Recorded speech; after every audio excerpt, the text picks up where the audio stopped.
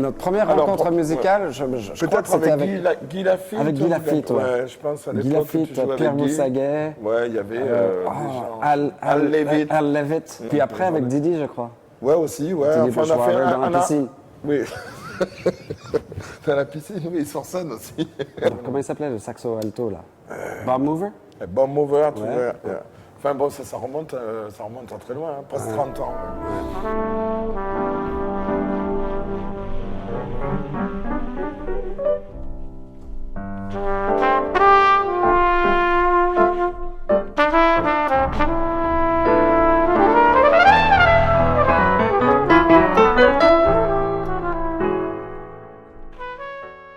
Mon dernier album date de 18 mois. J'ai proposé, puisque ça n'a jamais été fait, et puisqu'on se connaît depuis très longtemps et qu'on joue depuis maintenant 4 ans, beaucoup en duo, j'ai proposé de graver, de documenter ce duo avec Stéphane Belmondo, copain et musicien énorme.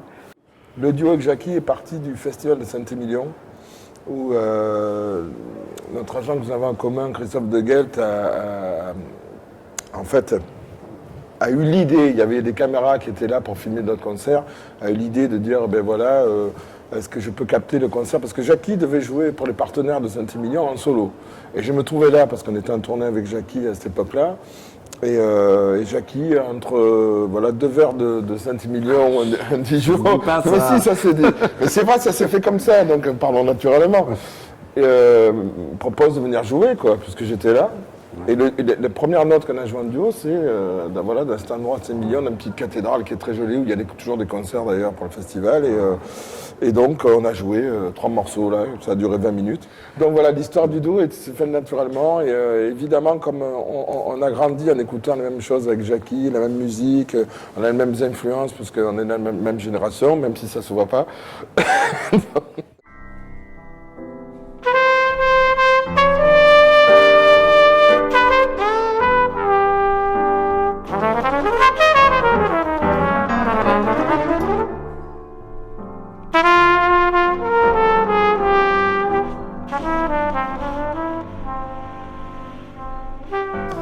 Avec Stéphane, c'est vrai qu'on se connaît depuis longtemps. On s'est perdu de vue à un moment, quand moi je suis parti à New York. Il est venu aussi, mais il est reparti. Voilà, moi j'habite toujours là-bas. Mais je crois que c'est vraiment une question une question humaine. La musique, bien sûr, est importante, mais c'est comme des gens qui se connaissent depuis longtemps, qui arrivent à avoir des conversations sincères, honnêtes, vraies. Et avec Stéphane, c'est ça. On a pris j'oublie mon français. Le parti pris de faire un album très intimiste, très soft, doux, très soft, une ambiance pour des gens qui ont envie de rester chez eux, de se faire des câlins, des bisous, de se raconter pour des les amoureux, de se lire des pages. C'est très beau, c'est très romantique de lire des pages d'un livre à une chérie. Des choses comme ça. Juste Jackie, pour moi, est un des plus grands accompagnateurs qui est sur la planète. Je pèse mes mots, je n'ai pas peur de le dire. Et au plus on joue ensemble, au plus on évolue ensemble,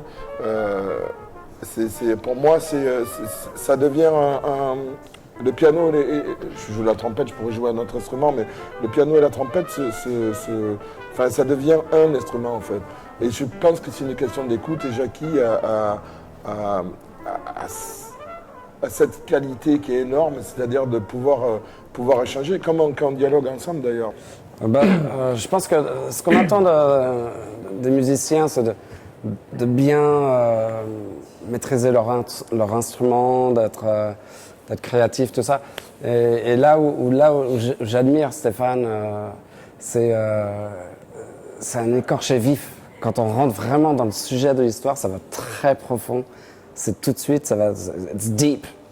Et on rentre vraiment assez rapidement, je trouve, dans une histoire très intime, très intense. Quelquefois c'est violent, quelquefois c'est super câlin, quelquefois c'est soft, quelquefois c'est bavard, mais c'est toujours à 300%.